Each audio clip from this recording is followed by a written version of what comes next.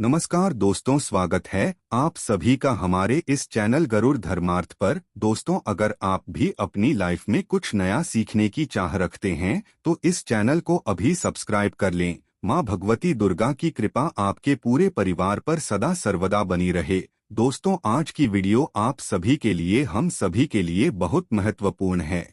आप सभी के अक्सर कमेंट बॉक्स में प्रश्न आते रहते हैं अपनी समस्याओं को लेकर कि कुछ लोगों को संतान प्राप्ति में बाधा है, या कुछ लोगों की संतान तो है लेकिन संतान हमेशा बीमार रहती है, वह संतान की कामयाबी में बाधा हो रही है, या फिर संतान गलत रास्ते पर चली गई है, तो क्या करें। इसके लिए आप लोग प्रश्न करते हैं। इसके साथ ही कुछ लोगों को विवाह में बाधाएं आ रही हैं। बात चाहे जीवन साथी की कामना की हो, लेकिन जीवन साथी की कामना पूर्ण होने में भी कई तरह की बाधाएं आ रही हैं।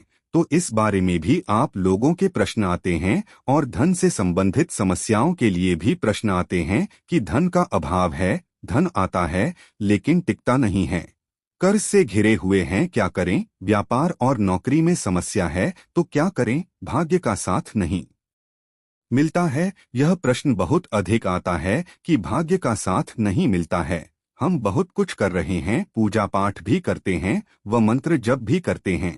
आप जो भी उपाय हमें बताते हो हम वो भी करने का प्रयास करते हैं, लेकिन फिर भी भाग्य में किसी भी प्रकार का बदलाव नहीं हो रहा है। तो क्या करना चाहिए, तो आज हम जानेंगे कि भाग्य में बदलाव कैसे किया जा सकता है, और जो भी हमारी कामना है उसे पूर्ण करने में जो बाधा आ रही है उस बाधा को कैसे दूर किया जाए। समस्त जानकारी आज के वीडियो में देने वाला हूं, और बहुत ही आसान, बहुत ही सरलता से किए जाने वाले उपाय भी आपसे शेयर करने वाला हूं।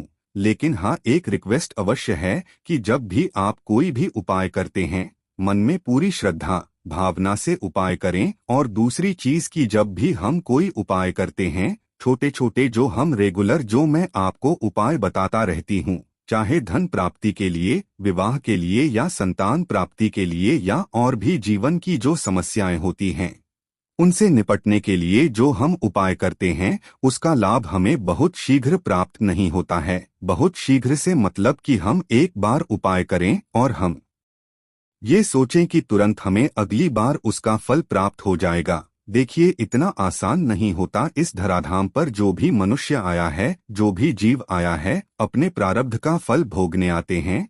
हम तो जब हमारे प्रारब्ध इतने कठोर होते हैं जिनका कटना थोड़ा मुश्किल होता है, तो उसके लिए उपाय भी हमें लंबे समय तक करना पड़ता है। कई बार कई लोगों को आपने देखा होगा कि वो एक ही बार उपाय करते हैं, या एक ही बार कोई पूजा पाठ इत्यादि कर लेते हैं, और शीघ्र ही उन्हें लाभ होता है। इसका मतलब होता है कि उनके प्रारब्ध, मतलब उनके द्वारा किए गए जो पूर्व जन्म के कर्म थे, पुण्य कर्म, वो कई ज्यादा थे पाप कर्मों की बजाय। तो जब हम छोटे छोटे ये उपाय करते रहते हैं, जैसे कि मैं बताता हूँ, या कोई भी दूसरे पंडित या से आप मिलते हैं, वो जो उपाय बताते हैं छोटे छोटे, उन्हें करते रहना चाहिए। इससे क्या होता है, पुण्य फल अर्जित होते हैं, पुण्य फल संचित होते हैं। जब हमारे पुण्य फलों की संख्या अधिक होगी तो पाप कर निश्चित ही नष्ट होते हैं, और फिर शीघ्र ही हमारी कामना पूर्ण होती है। लेकिन तब तक हमें प्रयास करते रहना चाहिए पूरे धैर्य के साथ। ये तो निश्चित है कि जो आप एक दिया भी जला रहे हैं भगवान के सम्मुख, तो उसका फल आपको अवश्य ही प्राप्त होगा। निश्चित किए गए कर्मों का, चाहे अच्छे कर्म हो या बुरे कर्म हो, उसका फल प्राप्त होता ही है। लेकिन आप जो धैर्य खो देते हैं कि हमने 4 बार दिया जलाया लेकिन भगवान ने कुछ नहीं किया, तो 5वीं बार क्यों जलाए, ऐसा मत करिए। आप निरंतर भगवान की शरण में बने रहिए। कुछ समय बीतने के बाद जब प्रारंभक कटता है और उसके बाद हमें एक बड़ा बदलाव अपने जीवन में निश्चित दिखाई देता है, तो इसके लिए हमें शरण में लगे रहना पड़ता है। छोटे उपायों के द्वारा हम भगवान से जुड़े रहते हैं, कनेक्टेड रहते हैं, जिससे कि हमारी कामना पूर्ण होने में हमें कामयाबी प्राप्त होती है। भगवान की कृपा ली जाती है हमें, और हमारी जो भी मनोकामना होती है वो पूर्ण हो जाती है। दोस्तों, भाग्य में बदलाव के लिए देवगुरु बृहस्पति की आराधना करनी चाहिए। धन, संतान, विवाह जीवन में सुखों के कारक होते हैं। देवगुरु बृहस्पति भाग्य के प्रबल कारक होते हैं। देवगुरु बृहस्पति धन संजय के कारक होते हैं देवगुरु बृहस्पति। तो जब हम बृहस्पति की करते हैं, बृहस्पतिवार के दिन बृहस्पति देव की पूजा आराधना करते हैं, तो इससे हमारे भाग्य में बदलाव होता है, धन संबंधी समस्याओं से भी मुक्ति मिलती है, संतान संबंधी जो बाधाएं होती है वो भी दूर होती है, विवाह में किसी भी प्रकार की कोई बाधा हो, चाहे विवाह होने में बाधा हो रही हो, दंपत्ति जीवन में परेशानी हो रही हो, मतलब विवाह हो जाए उसके बाद भी पति पत्नी के रिश्तों में मधुरता नहीं है, तो भी देवगुरु बृहस्पति की आराधना करने से दाम्पत्य जीवन मधुर होता है। सिर्फ देवगुरु बृहस्पति की हम आराधना करें तो इससे ही हमारे जीवन की लगभग समस्त समस्याएं समाप्त हो जाती है। तो किस प्रकार से हम देवगुरु बृहस्पति की आराधना कर सकते हैं? बहुत सरलता से ऐसा क्या करें जिससे कि बृहस्पति हमारा मजबूत हो और जो हमारे जीवन में बाधा हो वह दूर हो। जब बृहस्पति अच्छे होते हैं तो भाग्य का हमारा साथ मिलता है, चाहे छोटा सा भी हम कोई काम करते हैं उसमें हमें बड़ी कामयाबी प्राप्त होती है। बृहस्पति हमारी जन्म कुंडली में अच्छा है। देखिए, अगर जन्म कुंडली में बृहस्पति अच्छे हैं तो उनके जीवन में कामयाबी प्राप्त होती है, उन्हें सभी प्रकार के सुखों की प्राप्ति होती है।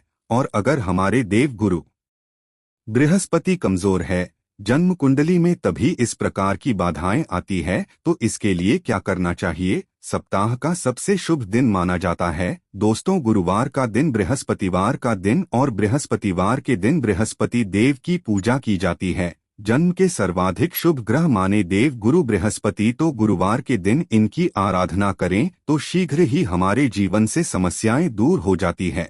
किस प्रकार से करना चाहिए? देखिए, आज मैं कुछ बहुत सरल उपाय बताने वाला हूं जिससे आप अवश्य कर पाएंगे, और ये सभी उपाय आपको हर गुरुवार को करना है, निरंतर करते रहना है। अगर आप चाहते हैं कि आपके जीवन में बदलाव हो, और निश्चित ये दावा है बदलाव तो होकर ही रहता है, हमारे मन में विश्वास हो, और बिना विश्वास के भी अगर आप इस काम को निरंतर करते रहेंगे ना, तो इसका रिजल्ट तो आपको मिलेगा ही, लेकिन विश्वास से करते हैं तो उसका फल हमें कहीं अधिक प्राप्त होता है, शीघ्र प्राप्त होता है। क्या करना चाहिए?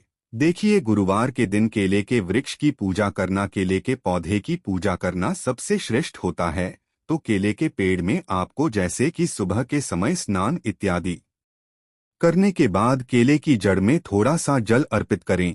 जल के आपको एक पीला पुष्प मिल जाए तो पीला पुष्प अर्पित करें। पीला चंदन केले की जड़ में अर्पित करना चाहिए। इसके साथ ही हल्दी अवश्य अर्पित करें। आज जो मैं आपको उपाय बता रहा हूँ सिर्फ हल्दी से जुड़े उपाय है, और यकीन मानिए सर्वाधिक शुभ चीज जो होती है वो हल्दी होती है। जीवन में हम किसी भी शुभ कार्य के लिए हल्दी का प्रयोग सबसे पहले करते हैं।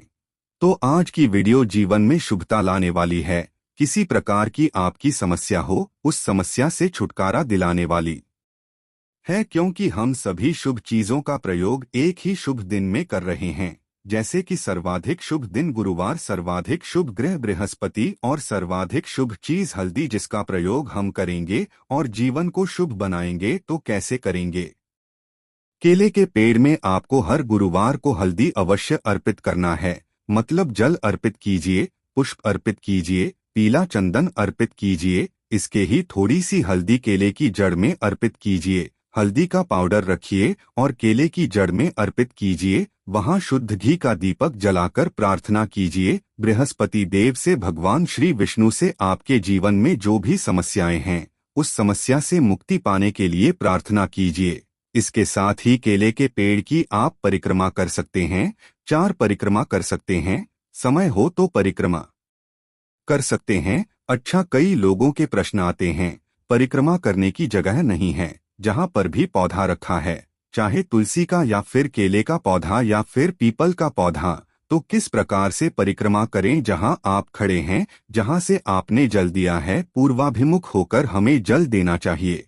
मतलब पूर्व दिशा की तरफ आपका मुख हो, और आप अकेले में या फिर पीपल में भी जल देते हैं तो पूर्व की तरफ ही मुक्त करके जल देना चाहिए। और इसके साथ ही तुलसी में भी जब हम जल देते हैं तो हमारा मुख पूर्व की तरफ ही होना चाहिए। पूजा पाठ कोई भी शुभ कार्य करते समय अगर हमारा मुख पूर्व दिशा की तरफ हो तो बहुत ही श्रेष्ठ माना जाता है। तो जब आप जल दे रहे हैं उसी स्थान पर आपको क्लॉकवाइज 4 बार 7 बार जितना भी परिक्रमा करना चाहते हैं घूम सकते हैं। जैसे कि हम सूर्य देव की परिक्रमा करके एक ही जगह पर घूमते हैं, उसी प्रकार से पौधे की परिक्रमा भी आप कर सकते हैं। एक ही पर ब्लॉक वाइज परिक्रमा करनी चाहिए। हमें तो ये ध्यान रखें तो केले के पेड़ में हल्दी अर्पित करनी है। इसके साथ ही गुरुवार के दिन श्री हरि विष्णु की पूजा करनी चाहिए। श्री हरि विष्णु की पूजा करने से बृहस्पति ठीक होते हैं। धन संबंधी, संतान संबंधी या विवाह संबंधी कोई भी बाधा हो दूर हो जाती है। तो श्री हरि विष्णु की जब आप पूजा करते हैं, शुद्ध घी का दीपक प्रज्वलित करें तो उसमें भी थोड़ी सी हल्दी अवश्य डालिए। इसके ही आपको आज श्री हरि विष्णु का अभिषेक जरूर करना चाहिए।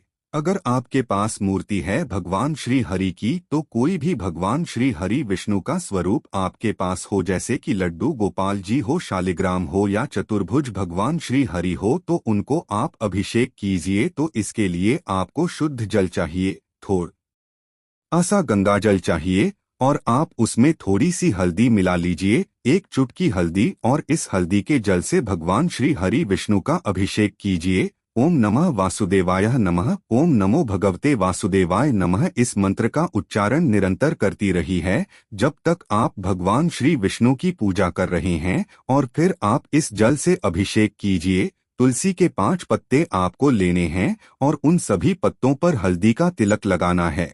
भगवान श्री हरि विष्णु को अर्पित करना है। हर गुरुवार को आपको ये करना है। तुलसी के पत्तों का क्या करें, आपका प्रश्न आ सकता है। उसी के पत्ते हमने भगवान श्री हरि विष्णु को अर्पित किए हैं। ये प्रसाद स्वरूप आप ग्रहण कर सकते हैं। नहीं करना चाहते हैं तो आप इसे विसर्जित कर दीजिए। जहां पर भी आपके घर में थोड़ी सी कच्ची मिट्टी हो, गमला हो, आप इस पत्ते को अगले दिन यानी कि गुरुवार को आप पूजा करें। शुक्रवार के दिन ये उठाकर और आप किसी मिट्टी में दबा दीजिए जिससे कि किसी का पैर ना पड़े। तो इस प्रकार से ये पत्ते प्रयोग किए जा सकते हैं जैसे कि पूजा के बाद। लेकिन हर गुरुवार को तुलसी के 5 पत्तों पर हल्दी का तिलक लगाकर श्री हरि विष्णु के में अवश्य अर्पित करें। इससे आपके जीवन में आ रही समस्त बाधाएं, समस्त प्रकार के पाप कर्मों से मुक्ति मिल जाती है। भगवान श्री हरि विष्णु को जब हम तुलसी अर्पित करते हैं तो प्रारंभ अगर हमारा कितना भी खराब हो, जिसकी वजह से हमें भाग्य का साथ नहीं मिल रहा या फिर संतान प्राप्ति नहीं हो रही, विवाह में बाधा हो रही है,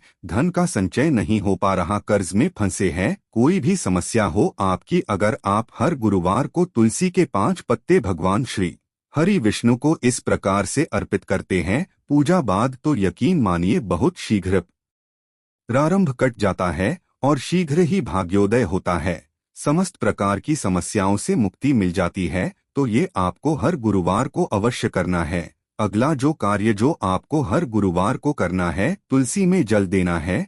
अब ये तुलसी में जल तो सभी देते हैं, लेकिन तुलसी में भी जब आप जल देते हैं तो गुरुवार के दिन सुबह थोड़ा सा कच्चा दूध अवश्य लें। अगर आपके पास उपलब्ध हो तो, ना हो तो क्या करें, ना हो तो कोई बात नहीं।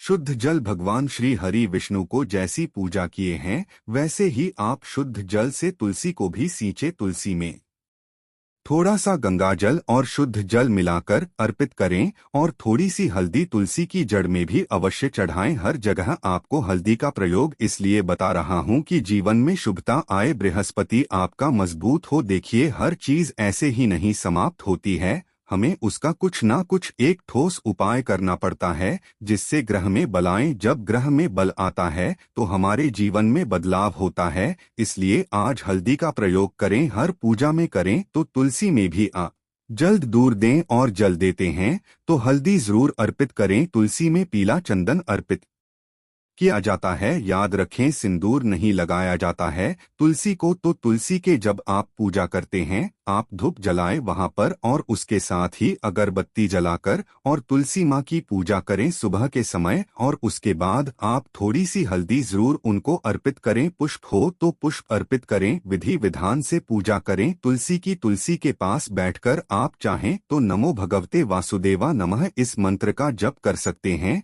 या अगर आप चाहें तो तुलसी के मंत्र का भी जप कर सकते हैं। तुलसी देवी ने यथासंभव जितना भी आपके पास समय हो 5 बार, 7 बार, 11 बार या समय हो तो 108 बार तुलसी की पूजा से भगवान श्री हरि विष्णु की कृपा मिलती है। तुलसी पूजा से दुख दर्द था दूर होती है। तुलसी की पूजा से घर में सुख समृद्धि आती है, संतान की प्राप्ति होती है, सौभाग्य की प्राप्ति होती है, विवाह में आ रही बाधाएं दूर होती है। मतलब तुलसी ही एकमात्र ऐसा पौधा है जिसकी पूजा करने मात्र से समस्त प्रकार के पाप कर्मों से मुक्ति मिल जाती है और समस्त प्रकार की कामनाएं मात्र तुलसी पूजन से पूर्ण हो जाती है। इसलिए घर में तुलसी अवश्य होनी चाहिए, अगर नहीं तो घर में लाकर लगा दीजिए। गुरुवार या शुक्रवार, सोमवार किसी भी दिन तुलसी लगाई जा सकती है। किसी भी शुभ दिन पर तो गुरुवार और शुक्रवार के दिन श्रेष्ठ होता है। तुलसी घर में अगर नहीं है तो अवश्य लाकर लगा दीजिए और प्रतिदिन पूजा कीजिए। सुबह शाम, मतलब सुबह जल अर्पित करें, शाम को दीप दान करें। इतने मात्र से भी समस्याएं दूर हो जाती हैं। आशा है कि आज की इस प्रस्तुति में बताई गई जानकारी आपको अच्छे से समझ आ गई होगी। वीडियो अच्छा लगा हो तो एक लाइक अवश्य कर दें। धन्यवाद वीडियो के अंत तक बने रहने के लिए।